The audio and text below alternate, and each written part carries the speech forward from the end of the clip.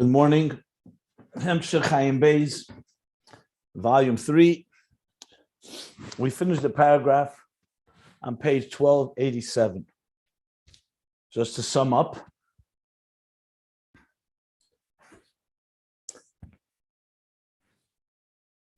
he concluded, like I said, more or less the last 77 pages, but particularly the last section of all the components that are necessary to really bring down the highest levels of elikus, of divine, into existence. So the pieces are Torah mitzvahs, of course, because those are the divine instruments. Ritzeine v'chachmasei yisbarach, God's will and wisdom of how this world has to function and how to align it to God's purpose. Excuse me. The second component is neshamas, the ones that perform the mitzvahs. And they are rooted even higher than Torah mitzvahs, which was rooted in the atzmi of the Eibishter, Ratzon atzmi, but gilui, which means there's already a consciousness and awareness of elikus, because that's the whole purpose of Torah mitzvahs, is to bring awareness and to bring consciousness and to connect to godliness.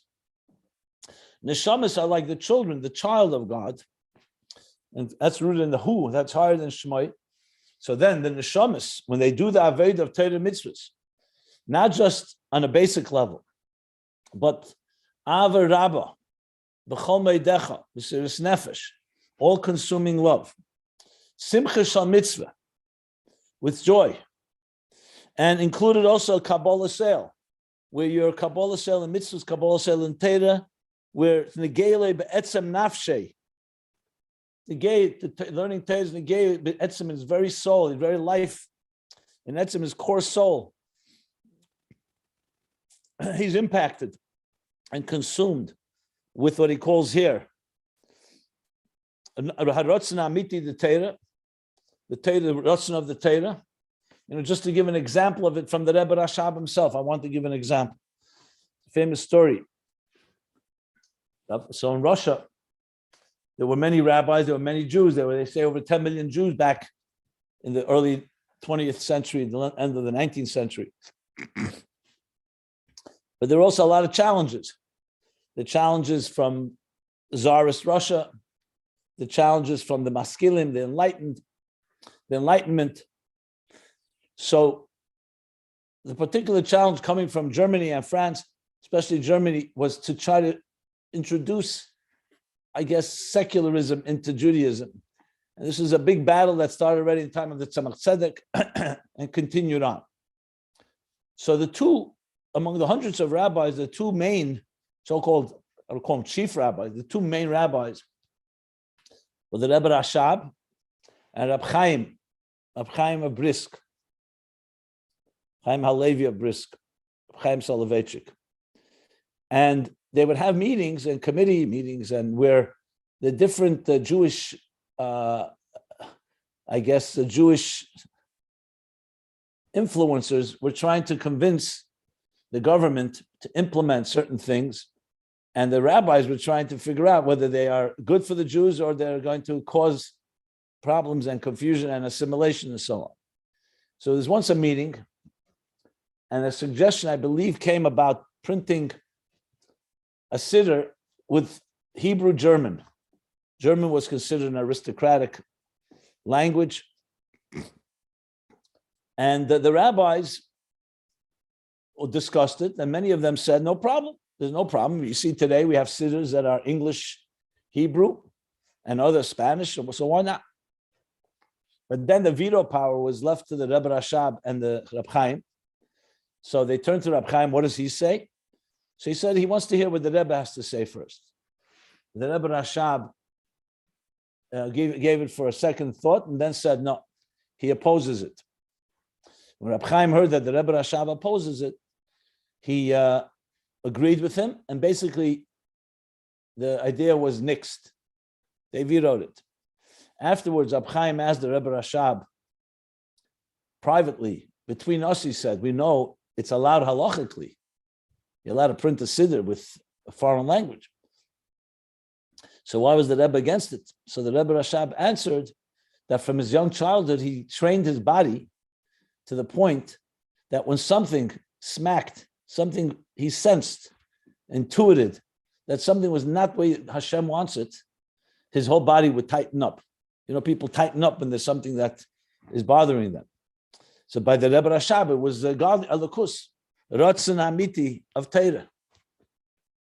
So the Rebbe Rashab said to Reb Chaim, and when he heard this idea, it wasn't a question about halacha. He just tensed up and realized it's not the right thing. There's going to open up a Pandora's box of problems. So he asked Reb Chaim, but why did you not say your opinion? So he says, because I don't have that type of intuition like you do. So the point being, to give a real example, that, you know, we learn Torah, and hopefully we have some geschmack, we like to learn. Sometimes we learn in order to find answers or resolution to different challenges. You want to know, what is the halacha? The people have a disagreement or there's an issue. So you learn Torah. But then he's calling Torah, Kabbalah Seil, it's like your very life depends on it. Because Torah is the only way you can live your life, because that's what God wants. So it's not optional, and it's not just an additional thing. It's like someone saying, if I don't know what my purpose in life is, I can't continue. The Gabe Etzem Nafshe, he needs to know what God wants. And that's why he's learning Torah. So that's called all-consuming connection. It's not just learning Torah on a routine level. Just wanted to give an example of that. Okay, and when you have that, all these different things, so now you combine all these components, neshamas, the Torah mitzvahs, neshamas, doing the avodah of etzem neshama, not just neshamas. That you would do regular mitzvahs, it's also neshamas. Etzem neshama, which reaches in the etzem above, that's higher than all gilui. Then you have the ir chadash that comes lamata mata, and the very keli of existence, and the bodies, like he said, and even the zdainis, the transgressions are transformed themselves to become divine channels. Because you'll be megala, the root, the highest root of the kelim, the highest root of the neshamas in the helam ha'atzmi, and on the contrary, the body is actually a mashpia into the neshama, as we discussed more at length yesterday, what that means.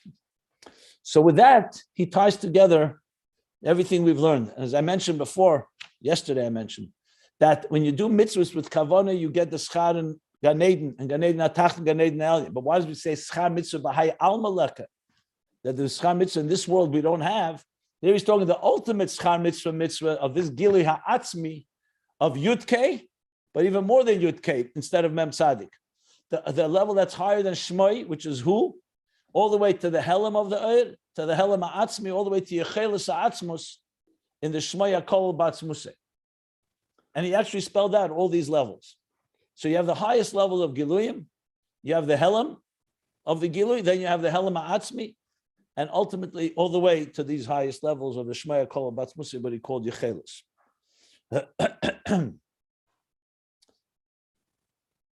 So that sums up that.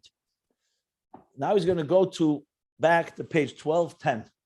But before we go there, if anybody wants to ask anything about what we've learned now's a good time, because he's going to come back to these ideas, but it's going to take a little while till we get back to them. But right now, this is what has been covered. So anyone wants to ask anything? The Highlights is the who, right? I know we discussed it, but I'm not so clear. He doesn't say it explicitly. He says, Helama Atzmi is Shmoy Yakol Batzmuse Shem Chinsam Shachar Kimkol Bebchinis Yechelis. So it sounds like it. And I already explained you could say two different ways of understanding that. Thank you. Yeah. Is the Rebbe going to discuss going to even the ultimate level of Atah, or does Ayin Beis end with this level Shmo Kalu Batzmuseh, the who? If you had the Shmo Kalu Batzmuseh, you'd never ask that question. You know that, right? Because if you have the Shmoy and the who, as I said, they are both manifestations of Atah. Atah is completely beyond everything, is beyond Helam and Gilui. So this is, as I said, when you're not talking mechanically, essentially, how do you experience godliness is through the different channels God gave us. So these channels that we're talking about ultimately give us an experience of Ata in some way. But remember, there's only one God, and God always remains God. And like he says to Moshe, no one can see me and live. So you're never going to have Ata in that particular way. You come to appreciate, like I said, that some things are beyond you. That's also part of experiencing God. You want to own Ata, that will never happen. What you could do is come to discover that which you can own and integrate. You discover things that are beyond us, the Helam Atzmi. And when you experience all that with the proper bittul, if it's not about you, then Ata emerges for each person in their own way. That's a general response to that question. But it's not on the terms like, okay, I reached my one goal, I reached the next goal, and the next goal is Ata. It doesn't work that way. We're not talking here about prizes and rewards of reaching different milestones. You're talking about levels of the divine where you are losing yourself and at the same time not being annihilated in the process. And that is the way it's meant to be.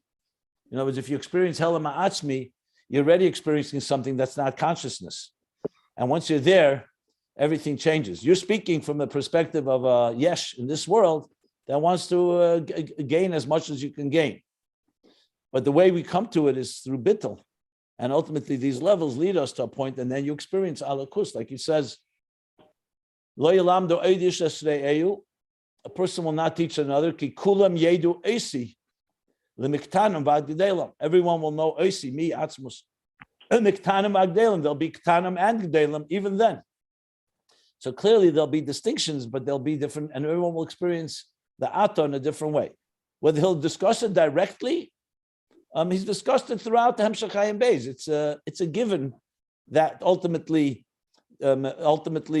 we are. It's all coming from Atzmus, but Atzmus is always going to be something that is beyond. It's built to Mitzias Nimtza. It's levels that are completely beyond us. The Eibishter gave us the schus and the merit to access him through his manifestations. At the end of the day, all this is one with the Eibishter.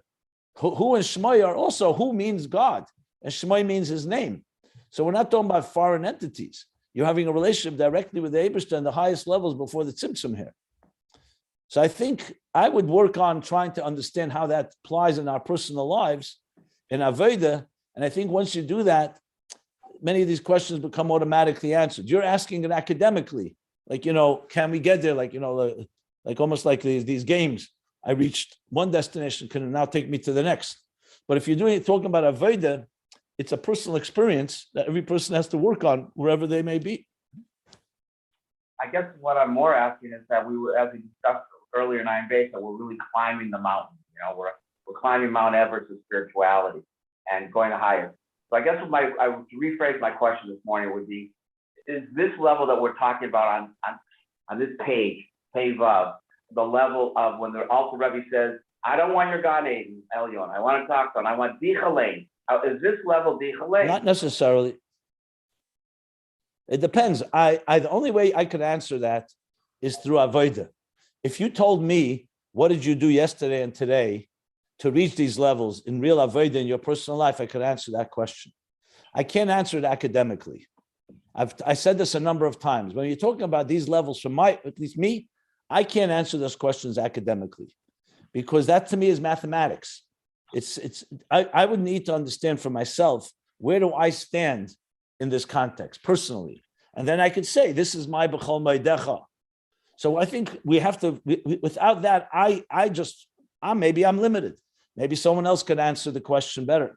So for me to answer it, I would need to know, not that you need to tell me your personal journey, but to me, it's a real journey. It's where are you right now? Because that's going to be it's like you can't go into it's like someone says, can I sneak in to Gan Eden Elyon just to hear the secrets they're revealing there?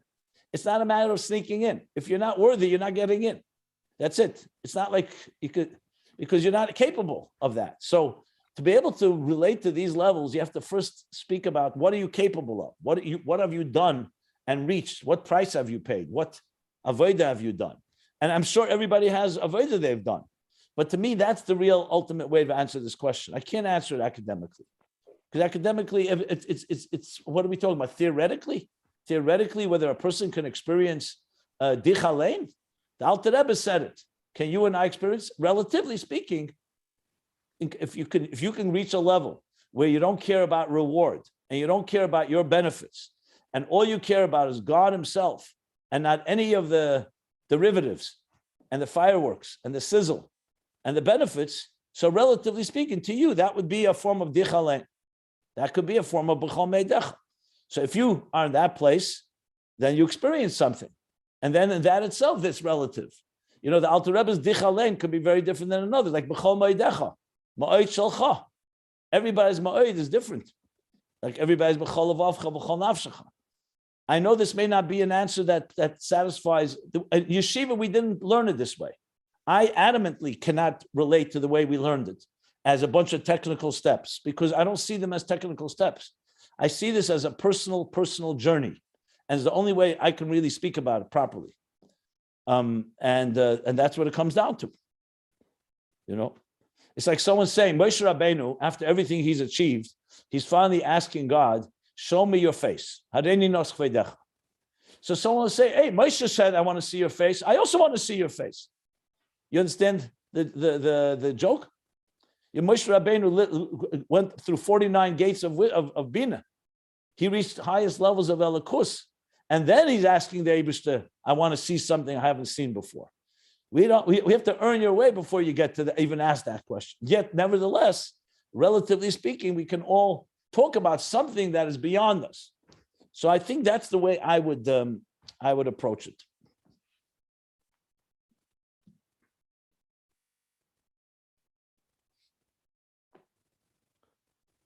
Okay. Any other questions?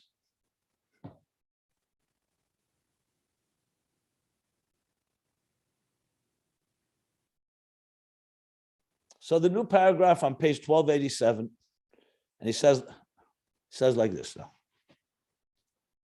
Uma'ata yuvon, and now, or from now, meaning, and now we will understand, well, it's not, va'ata would be, and now. Uma'ata. How do I translate uma'ata yuvon? And from what we've learned, now we will understand, I think it's a combination. Masher Kosav, what it says in Tfilas Chana, when Chana said her prayer, famous story, Chana, praying for Shmuel, and then she praises God, giving her a child. So Shmuel Aleph, Kapitel Beis, first Shmuel in the second chapter. So you have Shidduch, you have Tfilas Chana, the prayer of Chana, and we're going now back to page 1210. So if you go back to 1210, you'll see that the Rebbe Rasah began to be the inyan yesh lahav mashkos Havaya yechatu meriva, which is read meriva. What does that mean? So meriva refers to riv, those that go to war, that oppose God. So they will be eliminated. They will be what's the word? Yechatu means uprooted.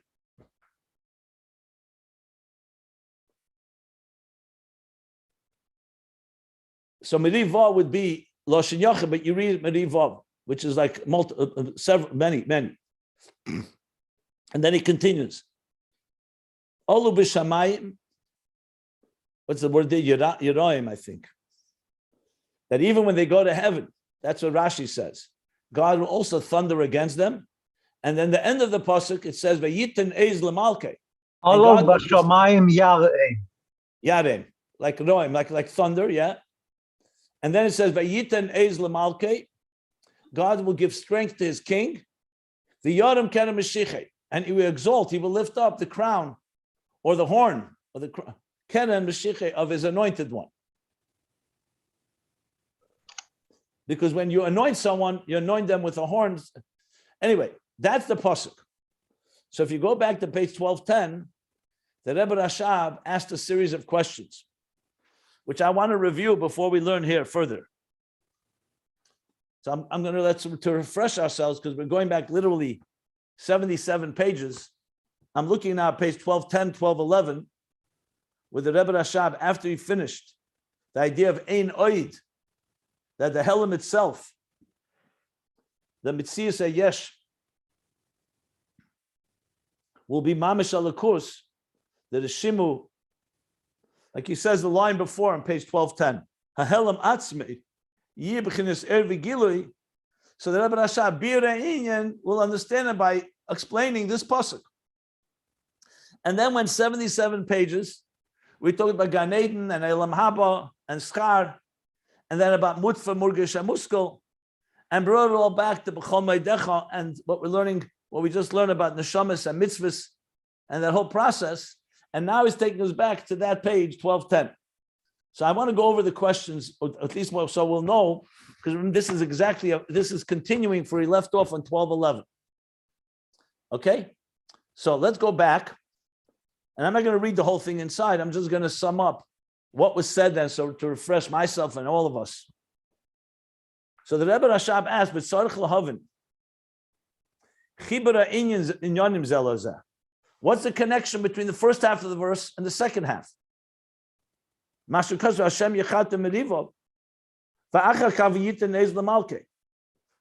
is about uprooting or eliminating, abolishing the enemy, and the other is give strength to his king. It's two separate, two different extremes. First question: Gam Mao Inyan Vayitan Ez Lamalke V'Yaron Kerem Mashiche. What are the two things that he gives strength to his king, and he lifts up the Kerem Mashiche of his anointed one, the crown or the horn, or you could say the dignity even. The Lefia Nirahem Beis Inyanim. From the verse, it appears that there are two different things. That's why he mentions two different statements. The next question. Gam Tzarich Lahavin, Mashakos Havaya Chat Meriva. Halei Gabi Shem Havaya, Ksiv Havaya Ish Mulchama, Ksiv Mulchamos LaHashem. Since Havaya relates to the world of Mulchama, so how can you say from the same place where God fights the battle, Eichiyah Misham Yechat Meriva? When you eliminate an enemy, you need to have a level that's higher than the level that's engaging with the enemy.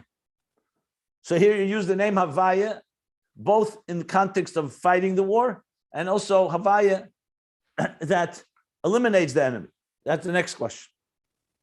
Umasha Emer Merivov, Mashma Sharif Shalehemu Neged Havaya Dafka. From the fact that it says his enemy, Rivov, it means that their battle, their war, is against Havaya, Ukamoshi is boy, which is going to explain now what we're learning now. So that makes the question even compounded, even more increasingly not understood. Since the war is against, number one, Havaya is engaged in the battle. Number one, the war is against Havaya. How can Havaya eliminate something that is challenging it? In other words, it tells us there's a higher level of Havaya. He hasn't answered that, but these are the questions so far. Oh, actually, he does say it. But Tzarich Leimer, and we have to say that the intention of Shem Havaya Zeh, of Havaya Yechat Meriva, is Shem Havaya de Le'ela. So Shem Havaya Ish Malchama, when we say Havaya is the man of war, in other words, Havaya relates to war, that's Shem Havaya de Latata. Havaya de Zoh. Havaya that's in the world of Zoh. V'zeu Hashem Ish b'china Zoh. Ish Malchama. But there's a higher level of Havaya where there's no Mulchama altogether. And that's why Adrabah, not only is there no war there, from there you have the power to completely Yecharesu cut off and eliminate all your enemies. So I'm going to continue reading, as I said, just the highlights, because it's important to what we're going to learn. So he says in the parentheses, the Kesed Eisius Kodesh, because now we're talking about Vayleil is the level of Kesed. Kesed is also the level Kodesh, which means Yicharesu, to cut off. It's like cutting off the serpent's head, cutting off your enemy's supply line. Because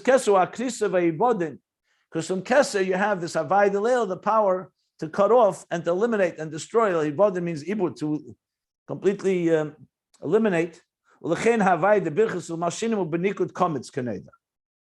That's why Havaya il Malshinim that we say in Shemoneh Esrei, in the Siddur of that Arizal, Havaya is all, there's a komets under the Hey, Vav, Yud, Hey, it's like Ha, Va, Ya, Ha. Because komets refers to Keser. So the Havaya il Malshinim, where he's talking about eliminating all those informers and the enemies, comes from Keser. That's he adds in the parentheses. And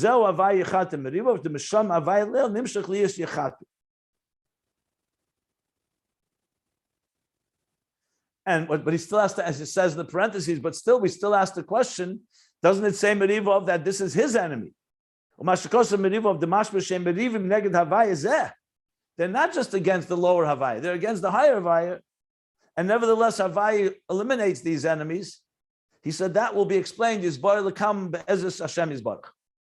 That question will be explained later. So he did answer the question, there's a higher level of Havaya, but he did not answer the question, is it, so how is that Havaya have, is there an enemy of that Havaya? And what is that referring to? So that he says he'll explain later, which means now, where we're going to be learning now. Okay, a little more summing up. Now, according to this, the higher level of Havaya that is revealed, that eliminates Yechatu, or uproots the enemy, the battle, the adversity, adversary will be in the future. Because in the future you'll have the revelation of this higher level of Havaya. Like we learned about Yitzchak. It says, we'll say to Yitzchak Dafke, you are our father. Why? Because Yitzchak is going to reveal the level of Havaya Le'ela, because Yitzchak is Gematria 8 times Havaya. 8 times 26 is the Gematria of Yitzchak. The Havaya Haches who Hashem Havaya Le'ela. And that 8th time Havaya is this Havaya Le'ela. Because number 8 is always a level that's like protects the structure, the level that's higher than the structure. That's Yitzchak, number 8. Okay.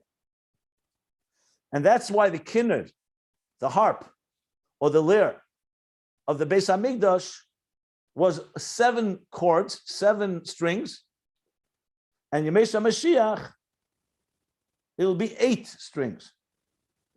Kinnur is Chav Vav Neir. The word kinnur is made up of 4 letters: Chav, Vav, and Neir. Chav, Nun, Vav, Reish. So not in that order. It's Chav, Vav, Neir. Chav, Vav, B'Gematria Havaya. So kinnur is also connected to Shem Havaya. And the Beis Hamikdash was 7 strings, which is 7 times Havaya. And that's the Havaya of Seder Shtalshlus. Yaakov B'Gematria Zayim Pam Havaya. Yitzchak is 8 times Havaya, Yaakov is 7 times Havaya, and Yemei Mashiach will be 8 strings, and that's the Gili of Havaya Le'ela L'Osad Lav. That will be when the true elimination of Havaya Chatem Meriv, of eliminating, uprooting the enemy, or the ones that are fighting him, his opponents. Then he continues, this is also every Rosh Hashana, which is when we say these psukim in the Haftarah. Because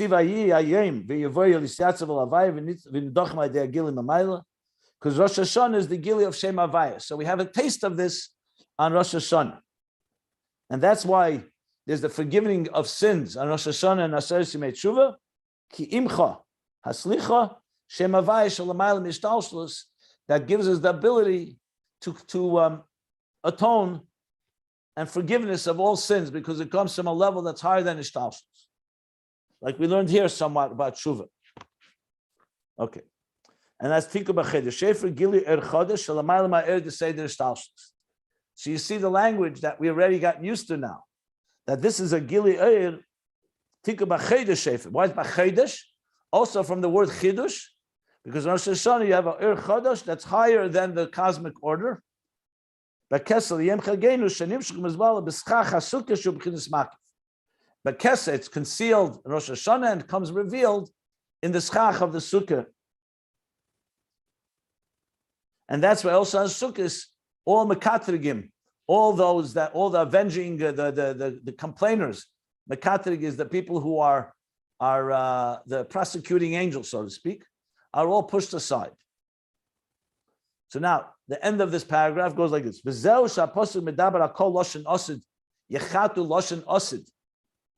Not past, that it will be. There's meriva, the enemy, the battles, the opponents will be eliminated. The chen vayitin vayorim, and vayitin is, and vayorim keren is all lashon asid. The pnei shamit is dovezeh yila asid.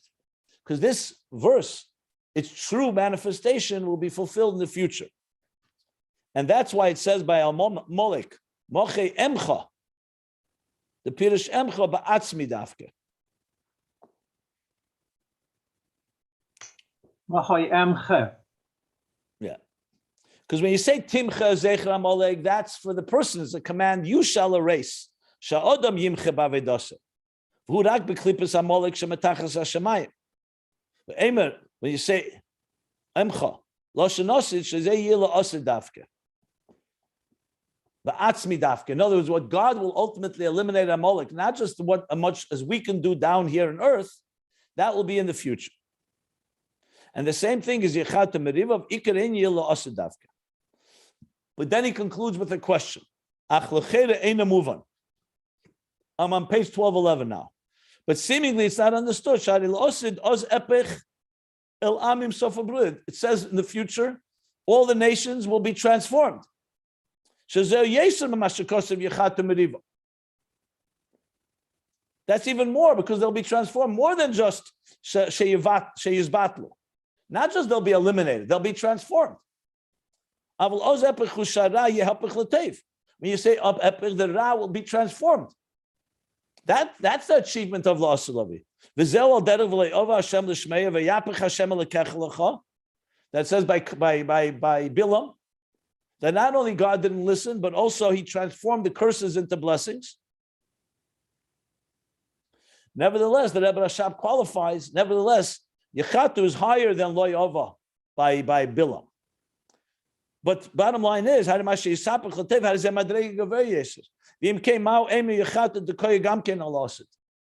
when you have a much greater accomplishment that you're going to transform, why are we talking about that you'll eliminate? You'll have something much greater than eliminate, transformation. And that's where he stops with his questions. And then goes the whole discussion. He says, to understand this, you have to understand the difference between Gan Eden and Elam Haba. Just look at the train of thought of the Rebbe Rashab. Everything we learned, he had in mind as he was asking these questions and knew that he's going to come back to it and understand it in the full sense of the word. This is like classic Chassidus. He's not just asking a question and answering it. He's giving us a whole new perspective on the whole topic. So now we're going to go back to page 1287 and learn, which is, after all these pages, now we go back to the understanding that those verses that he addressed back in 1211 and 1210 and 1211. Okay? So I think it was important to make that connection. So now he goes, now we'll understand what it says that the enemies of Havaya will be eliminated, will be abolished, will be uprooted, crushed. There's different translations for Yechat.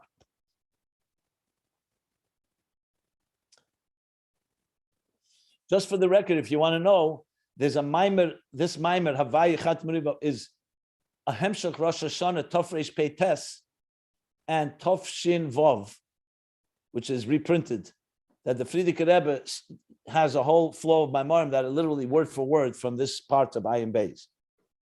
Just for the record, Tov Reish Peites, Rosh Hashana, which would be 1928. It's already outside.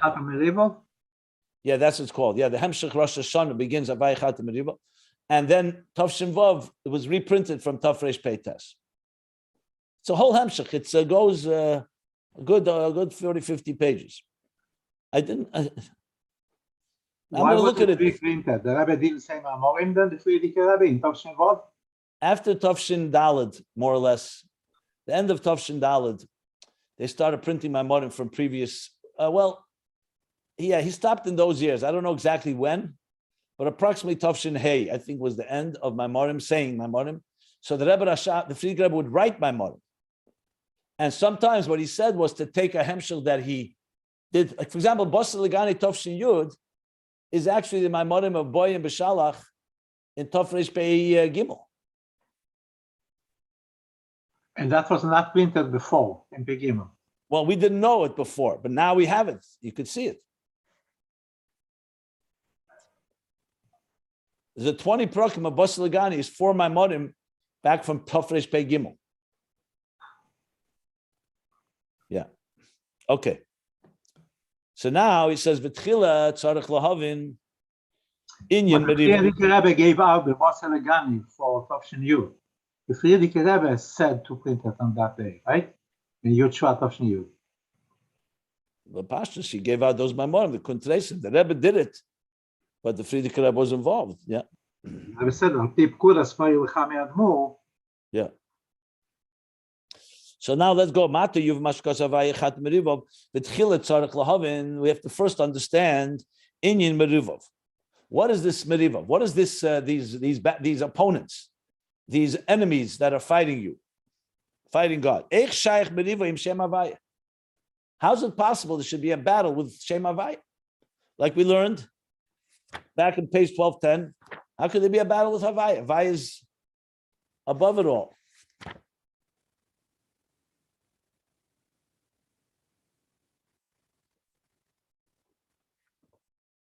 The mi yamid negde. Who can stand up against God? What does it even mean that there's an opponent of God's? Ach hine yedua. Now it's known. The answer is that now it's known. This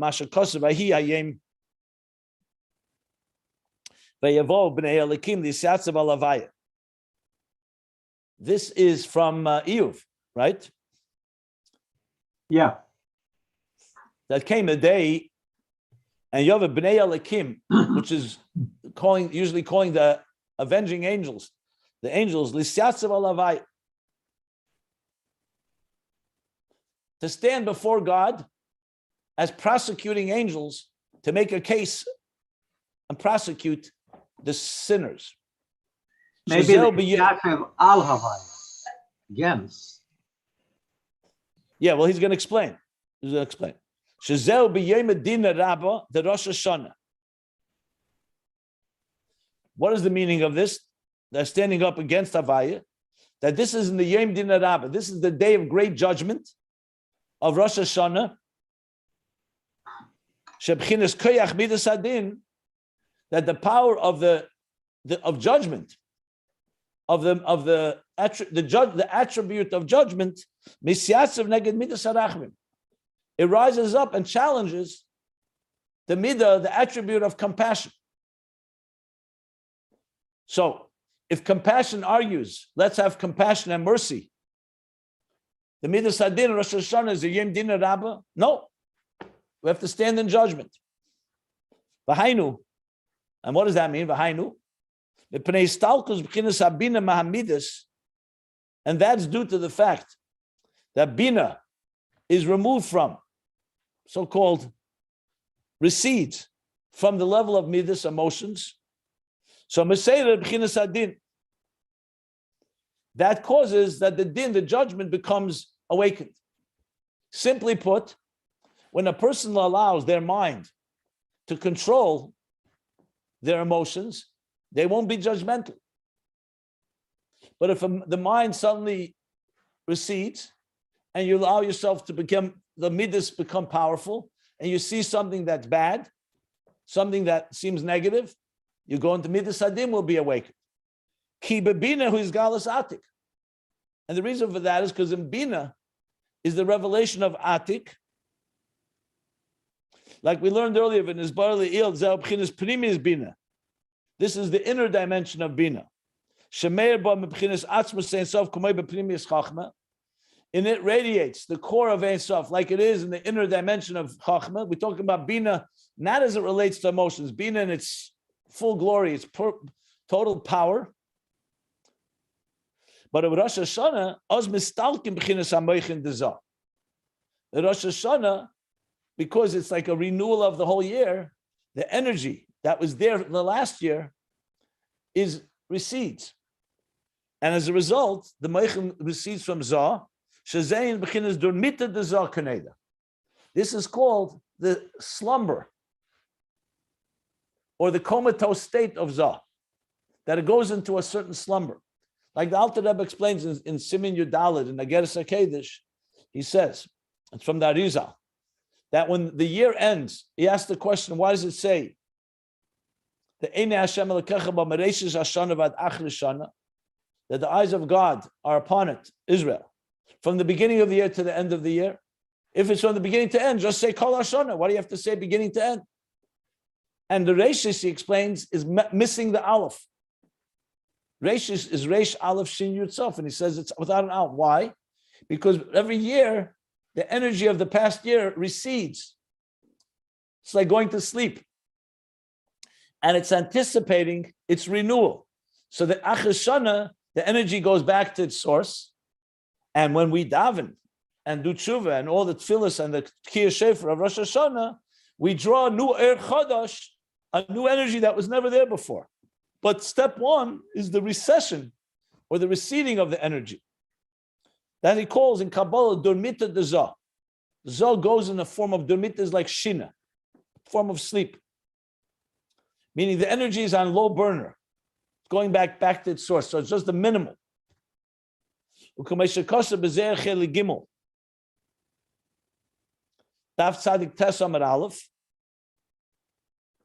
Like he says in Zohar, volume 3, 99a, Kada hu shefer ilah, the nihira de kula bay, istalig v'leinor lebnin.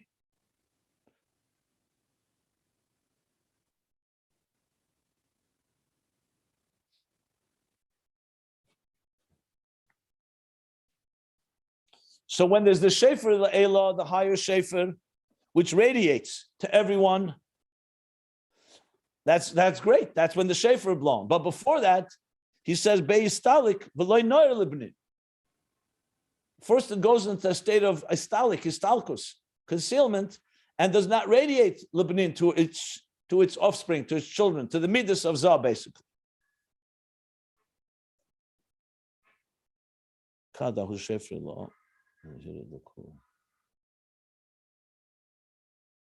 What is shefer ilah? He says, Hu b'chinas yisoid imah, the nihira de kula bay.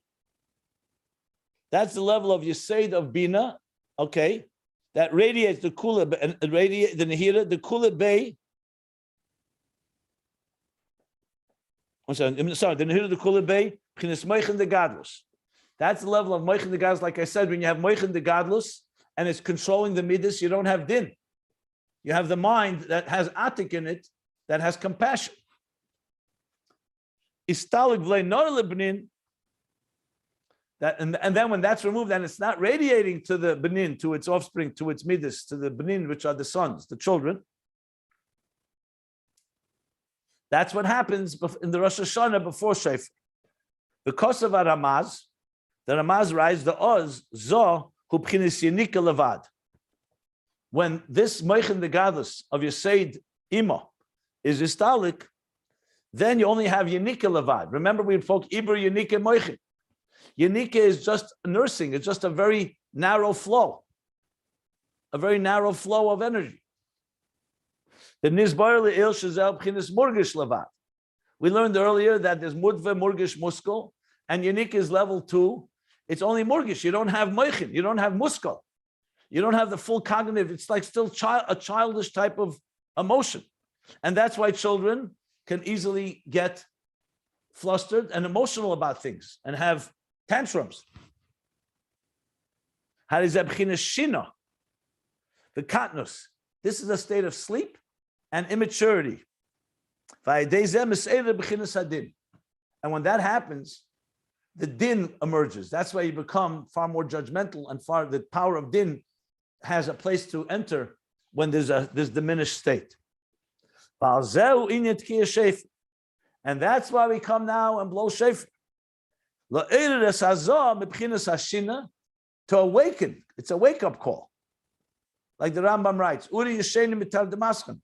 It's to wake up, Zoh, from its state of sleep. Shemamshichim bezoh b'chinas meichin the gadlus. The Shofar you're drawing from your Seidima, you're drawing from meichin the gadlus into the midas. U'kamesha kosa b'zeh v'kad yisayir hay Shofar. And then, when that Shofar is Chassidus, awakens, Kedain Isayir Shufra Achli Allah. Corresponding to that, you have another Shofar, another Shofar above, like we say, Kegavna, Kedain. That response is from a Shofar Achli Allah, from a higher level of Shofar, from a Shofar from above. Because of Aramaz, Shemamshichim B'chinas Abba ve'Ima Eloyin, that we're drawing down from the higher level of Chacham and Bina. So you're bringing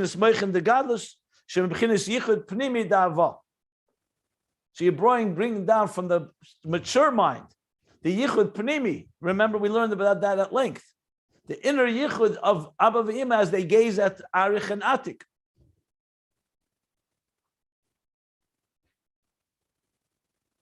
And now we can understand the pasuk. What does it mean? Lisyatzav al Havaya. It says v'zeu inyan b'nei Elikim. That is b'nei Elikim because they're coming from the world of Elikim. Din. That through when the moichin is nostalgic in the beginning of Rosh Hashana, come the children, so to speak, b'nei Elikim, that comes from the world of Din. Elikim shemisyatzim leneged Shem Havaya. They come and stand in opposition to Shem Havaya b'chinas hachesed v'harachamim. They oppose Havaya, which is chesed, kindness and compassion, litfoya din gamke, and they're demanding that level Havaya should also sit in judgment against the people.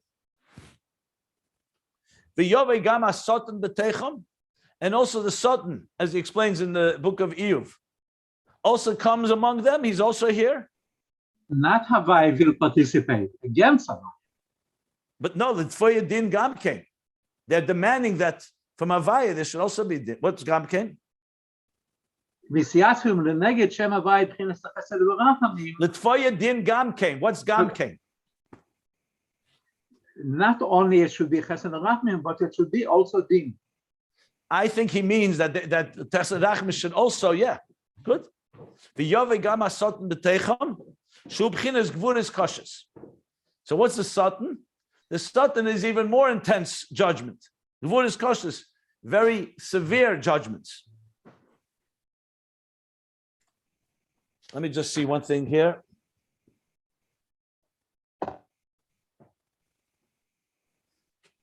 I'll go till the end of the paragraph on next page, so we finish the inyan here. So now we have a Satan is even worse than the Bnei Elikim because even more intense. The Bnei Elikim, because when you say Bnei Elikim, the children of Elikim, next page, 1288. Hein mebchinas gvuras de gdusha adai. That's still din take gvura, but the gvura from a gvuras of gedusha. Also, gvura could also be a holy gvura. It's judgment. It's not compassion, but it's coming from a holy place. That's why it's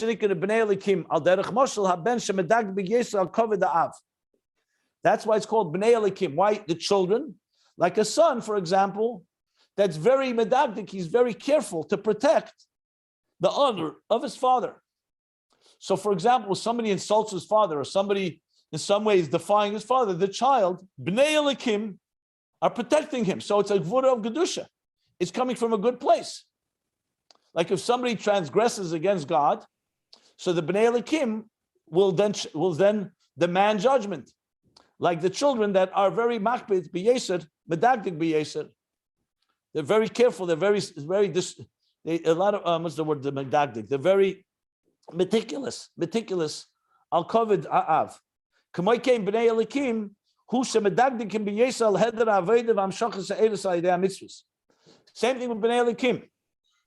They are very meticulous and concerned over the lack of avodah and the hamshach of energy that comes through mitzvahs. So when they see it's not happening, they are standing up for the honor of God, the honor of their father. However, it's still din. And din always has possibility of creating something negative. That's what he's going to say now.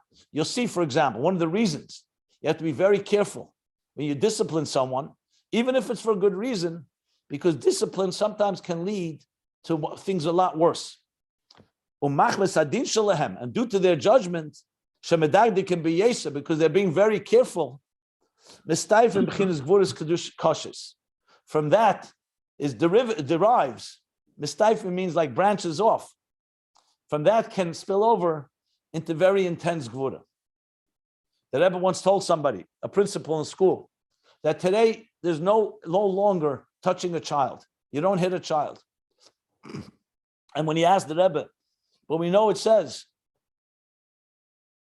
the question is, when you withhold the rod, what's the pasuk shecher? Right, chaytzach shita means when you withhold the rod is like hating your child. So the Rebbe said it could be done by showing the rod from a distance. And when he pushed it, the Rebbe said, because when you showed more kindness than necessary, you showed more love. But when you show discipline and you're not measuring it properly, you can end up causing more damage. So there's histifus that when you use din, and you're very, like when someone will say, let's really investigate this and this person in detail, often what happens is it opens up all kinds of stuff, and then it can get much worse to the point of gvuras kashas. There's a certain measure of accountability. You don't have to go overboard in judgment. Anyone who adds is like they subtract.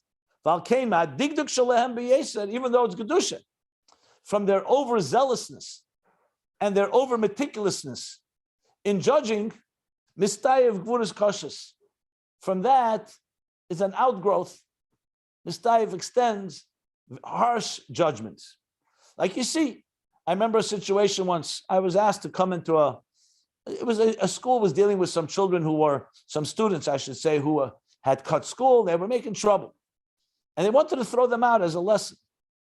And I said, when you throw out, even though it's true you have a good reason to do so, you have to remember the consequences of everything. And they didn't listen to what I said. And it caused a lot more problems.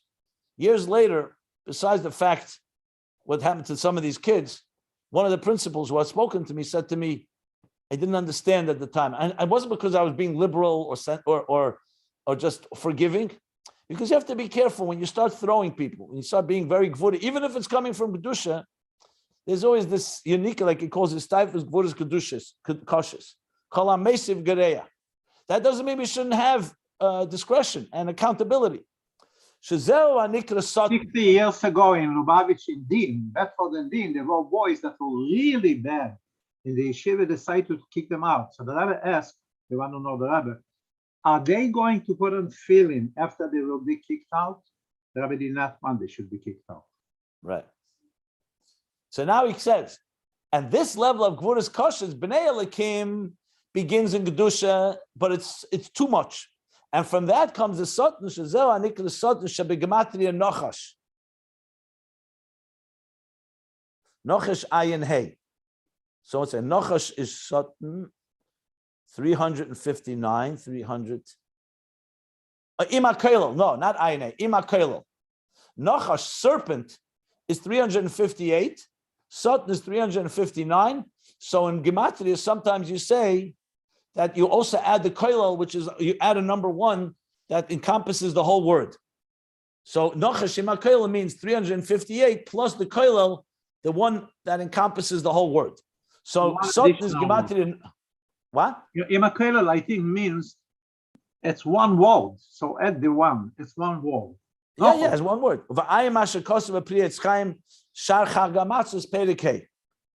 And delve into what it says in Priyas Chaim Shar Chag HaMatzos, the first chapter. He asked the question, how could someone stand up against God? So he says, Heim b'chinas b'nei elikim, shehem ha'merivim im shem Havaya, b'chinas rachmim. They are battling, they're challenging. Shem Havaya, which is the level of rachmim and compassion. That's who they are. And that's why we say, that's why Hashana said in a prayer, that they should be eliminated. Sheyiplu, they should fall. V'yishbaru, and they should be shattered. They should be eliminated. V'yu ba'achno gdela, and they should be completely subjugated, in total and complete subjugation. V'nikra, and this is called misuk hagvuris, the sweetening of the judgments. That's what the request here is. So now we understand there is an enemy. The enemy is Midas Hadin, that rises to challenge the Midas Harachmim of Havaya. And Havaya Chatminu is to say, let them be eliminated. We should have the sweetening of the judgments. Instead of them challenging, we should eliminate that challenge. Now, this is just an opening introduction. The next bunch of pages is going to explain this idea in full glory, Rebbe Rashab style, and we'll see how it comes back to explain what he learned about what we've learned about the Chodesh that we accomplish in this world. But you can see he's already entering now into the world of darkness, in the world of judgment, down all the way where there's the concealments. And that's where we're going to be learning that not just that it's the elimination, but it's also the transformation. But we'll get to that. So I'm going to stop here at the end of the paragraph on page 1288. So we've definitely entered into new terrain in this climbing of the mountain. And we'll continue tomorrow on page 1288, the new paragraph. Any questions? It is very fascinating the way that the Rebbe Rashab is going now with. You could just see it with the first line also. Okay, so we're finishing that. Let me just stop this recording. Finish